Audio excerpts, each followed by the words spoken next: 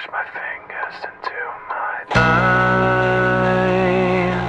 It's the only thing that slowly stops the ache, but it's made of all the things I have to take.